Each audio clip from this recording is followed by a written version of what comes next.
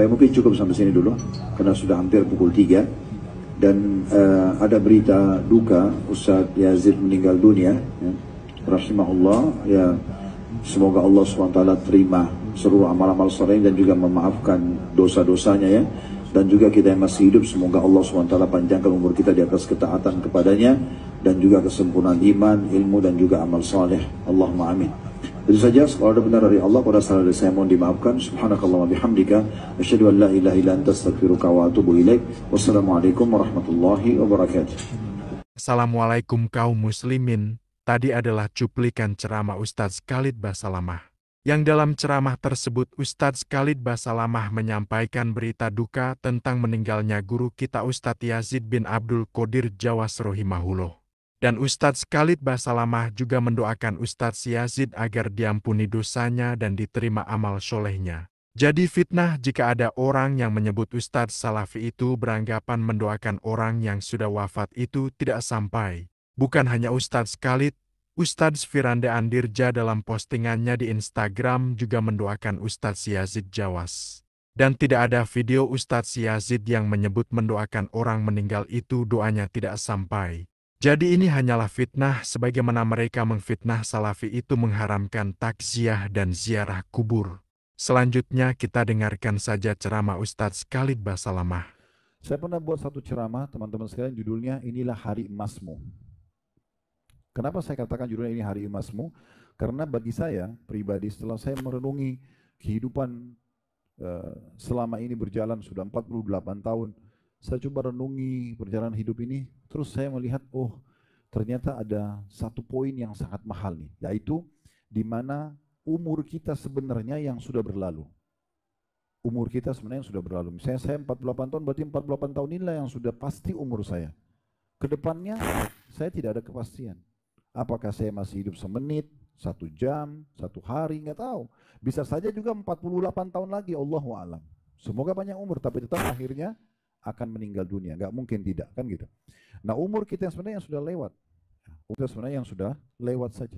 Ya. Yang lalu ini ke depan masih sedikit. Jadi jangan selalu berbangga dengan umur yang belum datang, karena itu belum tentu. Bisa saja hitungan detik, kan begitu saja. Bapak Ibu juga sama. Tidak harus kita sakit kan. Nah di saat itu penyesalan akan datang kalau amal kita sangat sedikit. Nah hari ini kalau kita masih hidup kayak sekarang ini hari emas kita. Kenapa? Karena hari ini kita masih punya peluang untuk menambah amal soleh kalau kita pernah melakukan amal soleh yang lalu. Sehingga memberatkan timbangan amal kita hari kiamat. Atau kalau kita punya dosa di masa lalu, saat ini kesempatan taubat. Dan taubat itu sering saya bahasakan di ceramah Bapak Ibu sekalian, betul-betul tiket VIP dari Allah. Hanya istighfar, nangis sama Allah, ya Allah saya nyesal, saya nggak mau ulangi. Hitungan detik, bisa puluhan tahun kesalahan kita dimaafin semuanya. Maksimalkan, karena ini hari emas kita, kita tidak tahu besok kita hidup atau tidak. Maka segera bertobat sebelum terlambat. Betul apa kata Ustadz Khalid Basalamah kaum muslimin? Hari ini itu hari emas kita karena kita masih hidup dan kita tidak tahu umur kita itu sampai kapan. Kita lanjut videonya. Kalau Allah kasih kesempatan kita bisa beramal 1 hari saja, maka itu sangat mahal. Di masa Nabi Muhammad SAW ada 2 riwayat. Dua-duanya sahih diangkat oleh Al-Mundri rahimahullah. Ini maaf, azannya bisa sambil dijawab ya. Jadi riwayat yang pertama itu ada 3 orang masuk Islam dari satu suku Arab. 3-tiganya tinggal di rumahnya Talha bin Ubaidillah radhiyallahu anhu. Ini sahabat yang dikenal salah satu dari 10 orang dijamin masuk surga. Talha bin Ubaidillah cerita, dia bilang dari 3 orang ini, orang pertama mati, terbunuh mati syahid. Beberapa waktu kemudian, orang kedua ikut perang juga mati syahid. Beberapa waktu kemudian, orang ketiga meninggal biasa di atas ranjang, tapi terakhir meninggalnya. Maka Talha bin Ubaidillah mimpi di malam hari, beliau melihat ada 3 orang ini, 3-tiganya semuanya masuk surga, tetapi orang yang mati di atas ranjang terakhir itu lebih tinggi derajatnya di surga dan berada di bagian depan. Maka Talha bin Ubaidillah bingung. Bagi dia orang yang mati syahid harusnya lebih tinggi derajatnya. Maka dia pun langsung ke masjid Nabi SAW dan bertanya, ya Rasulullah, saya mimpi begini, bagaimana saya memahaminya? Kok bisa maksudnya orang yang mati biasa, tapi terakhir mati lebih tinggi derajatnya di surga daripada orang yang mati syahid sebelumnya? Maka Nabi SAW tersenyum sambil mengatakan, wahai Talha, mana kamu? Mana kamu dari ya dia sempat beribadah beberapa hari selama teman-temannya itu meninggal dunia. Jadi kalau ada kesempatan sehari saja beramal soleh, itu luar biasa. Itu peluang yang luar biasa. Jadi jangan disia-siakan. Tinggal Bapak Ibu sekalian, apa yang harus saya lakukan? Apa yang harus saya lakukan? Yang pertama harus kita pahami, orang beriman itu tidak perlu takut dengan kematian. Asal dia sudah punya persiapan. Ya kan?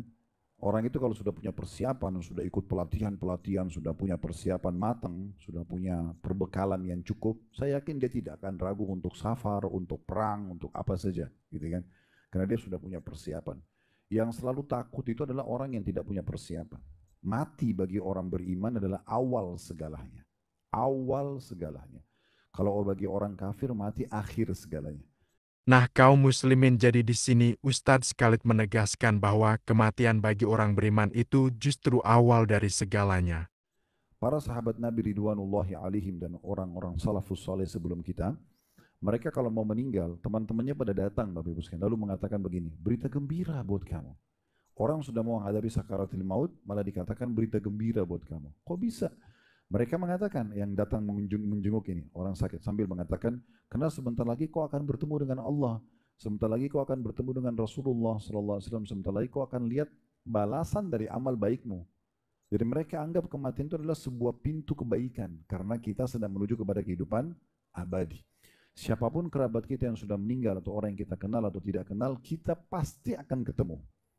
Dan kata Nabi SAW luar biasanya dalam sebuah hadis yang dihasankan oleh para ulama, tidak ada orang yang meninggal bayi ataupun meninggal sudah sangat tua.